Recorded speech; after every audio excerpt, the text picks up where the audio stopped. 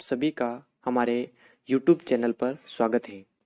दोस्तों, आज हम बात करेंगे राजस्थान की कला संस्कृति के हस्तकला बिंदु पर, जो सभी प्रतियोगिता परीक्षाओं के लिए अति महत्वपूर्ण है।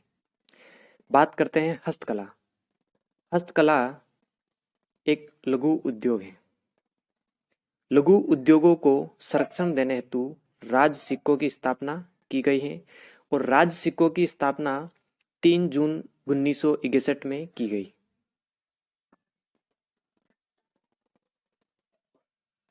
राजस्थान में हस्तकला का केंद्र बोरानाडा जोधपुर को कहा जाता है। ये बात यहाँ पर सबसे इम्पोर्टेंट रहेगी क्योंकि अनेक एग्जामों में ये पूछा जाता है।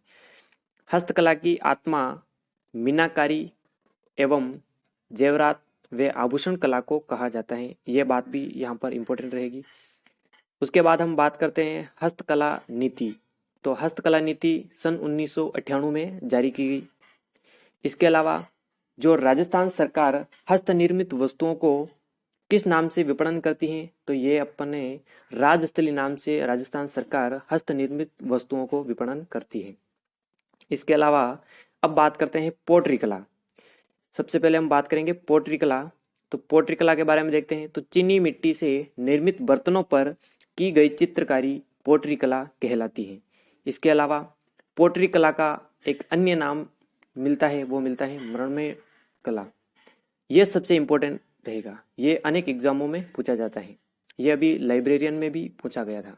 इसके अलावा पोट्री कला कहाँ से आई, तो पोट्री कला मूलतः पर्सिया ईरान की है और ईरान से यह कला लाहौर आई और लाहौर से इस कला को मानसिंह प्रथम जयपुर लेकर आए। मानसिंह प्रथम कहाँ लेकर आए? जयपुर लेकर आए। ये बात भी यहाँ पर इंपॉर्टेंट होगी। इसके अलावा हम बात करते हैं पोट्री कला को राजस्थान में कौन लेकर आया, तो पोट्री कला को राजस्थान में मानसिंह प्रथम लेकर आए, जयपुर शासक। इसके अलावा राजस्थान में इस कला का सर्वाधिक विकास सवाई राम सिंह द्वितीय के काल में हुआ, जो जयपुर शासक थे। इसके अलावा ये पोट्री कला को हम कितने भागों में बांट सकते हैं? पोट्री कला को हम 4 भागों में बांट सकते हैं। पहला ब्लू पोट्री, जो जयपुर की प्रसिद्ध है। ब्लैक पोट्री, जो कोटा की प्रसिद्ध है। डबल वर्क पोट्री या कागज पोट्री, ये अलवर की प्रसिद्ध है। सुनहरी पोट्री, जिसे हम गोल्डन पोट्री भी कहते हैं, ये बीकानेर की प्रसिद्ध है। अगर बीकानेर में अगर ऑप्शन में नहीं हो तो जैसलमेर दूसरा ऑप्शन हमारा सही होगा। इसके अलावा अब बात करते हैं पोट्री कला को कितने भागों में बांटा गया, ये हमने पढ़ा 4 भागों में। सबसे पहले ब्लू पोट्री, जयपुर की प्रसिद्ध। ब्लैक पोट्री, कोटा की प्रसिद्ध। डबल वर्क या कागजी पोट्री, अलवर की प्रसिद्ध। सुनहरी पोट्री, बीकानेर जैसलमेर की प्रसिद्ध। इसके अलावा ब्लू या नीली पोट्री, ये कहाँ की प्रसिद्ध है? जयपुर की प्रसिद्ध है। इसमें जो इस पोट्री को बनाने के लिए जो आवश्यक सामग्री होती है, उन सामग्री की बात करते हैं। तो आवश्यक सामग्री में सबसे पहले नीले या हरे रंग का कांच की आवश्यकता होती है, जिसे काहिरा कहा जाता है। गोंद की आवश्यकता होती है, जिसे साजी कहा जाता है। क्वार्टज, सोडियम कार्बोनेट और मुल्तानी मिट्टी की आवश्यकता होती है। अगली बात, अकीक का पत्थर आता है, जो कच्छ गुजरात में मिलता है, से हल्की हल्की चित्रकारी की जाती है। चित्रकारी करने के बाद 700 से 800 डिग्री ताप पर पकाया जाता है और पकाने के बाद इस पर जजुआ नामक एक पॉलिश की जाती है।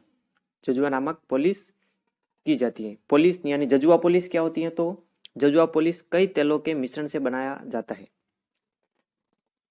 इस पोट्री कला को राइस पोट्री भी कहा जाता है। यह सबसे इंपॉर्टेंट होगा। ब्लू पोट्री को राइस पोट्री भी कहा जाता है और यह सबसे महंगी पोट्री होती है, इसीलिए इसको राइस पोट्री कहा जाता है।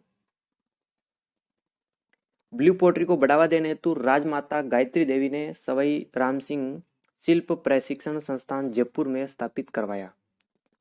इसके अलावा ब्लू पोट्री का जादूगर तो कृपाल सिंह शेखावत को कहा जाता है।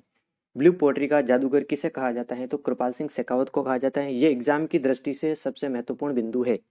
अब बात करते हैं कृपाल सिंह शेखावत की, कि कृपाल सिंह के बारे में थोड़ी सी बात कर लेते हैं। तो कृपाल सिंह पहली बात तो मऊ गांव सिक्कर के निवासी थे और इनके गुरु का नाम बूर सिंह शेखावत, और इनके गुरु बूर सिंह शेखावत को गांवों का चितेरा भी कहा जाता है। इसके अलावा हम बात करते हैं तो ब्लू पोट्री में कृपाल सिंह शेखावत ने 25 रंगों का प्रयोग किया। कितने रंगों का प्रयोग किया? 25 रंगों का प्रयोग किया। इन्होंने कृपाल सिंह ने कृपाल शैली की पोट्री में 25 रंगों का प्रयोग किया, इसलिए इसको कृपाल पोट्री भी कहा जाता है। कृपाल सिंह को वर्ष 1974 में पद्मश्री पुरस्कार मिला और 2002 में शिल्प गुरु अवार्ड से भी सम्मानित किया गया। वर्तमान में इस कला के प्रमुख कलाकारों में खेमराज हैं, सत्यनारायण सोलंकी हैं और गोपाल सेन हैं। महिला कलाकार में नाथीबाई हैं और पार्वती रायका है। उसके बाद में हमारी जो आती है वो दूसरे नंबर की, वो है ब्लैक पोट्री, जो कोटा की प्रसिद्ध है। ब्लैक पोट्री कहाँ की प्रसिद्ध है? कोटा की। चीनी मिट्टी के बर्तनों पर काले रंग की प्रधानता में की गई चित्रकारी ब्लैक पोट्री कहलाती, यानी काले रंग की प्रधानता में की गई चित्रकारी ब्लैक पोट्री कला कहलाती है। घर में काम आने वाले बर्तन जैसे कप हैं, गमले दाना है, कूड़ेदाना इत्यादि पर की जाने वाली पोट्री कला को क्या कहते हैं? ब्लैक पोट्री कहा जाता है। इस पोट्री कला को सबसे सस्ती पोट्री कला भी कहा जाता है। यह सबसे सस्ती पोट्री कला कहलाता है। यह बिंदु सबसे इंपॉर्टेंट रहेगा।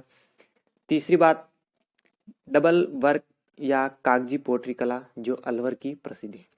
इसके बाद में अगर बात करें तो कागज के समान बारीक पात्रों या वस्तुओं पर चित्रांकन करना डबल वर्क या कागज पोट्री कहलाती। पुराने कागजों को गलाकर बर्तन या मूर्ति इत्यादि बनाने की कला पेपर मेसी कला कहलाती है। कौन सी कला कहलाती है? पेपर मेसी कला कहलाती है। और पेपर मेसी के बर्तनों पर चित्रकारण डबल कट वर्क पोट्री कहलाता है। इस पोट्री से निर्मित वस्तुएं साज सजावट हेतु क्या होती हैं? प्रयुक्त होती हैं। किसके लिए? साज सजावट हेतु प्रयुक्त की जाती है। इसके अलावा हम बात करते हैं तो इस पोट्री कला को क्या कहा जाता है? सजावटी पोट्री कहते हैं। यह भी एग्जाम की दृष्टि से सबसे महत्वपूर्ण बिंदु रहेगा। इस पोट्री से निर्मित बर्तनों में तरल पदार्थ नहीं रखा जाता है। कोई भी तरल पदार्थ नहीं रखा जाता है। यह केवल साज सजावट के लिए काम आती है। इसके अलावा अगली हमारी जो पोट्री कला होगी वो होगी, क्या कहते हैं, यह हमारा बिंदु।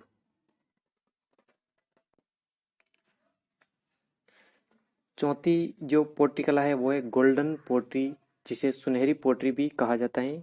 ये बीकानेर जैसलमेर की प्रसिद्ध है और ये सुनहरे रंग की चित्रकारी इस पर की जाती है। तो ये हमारी हुई पोट्री कला। अगले वीडियो में हम अगली कला के बाद में मीनाकारी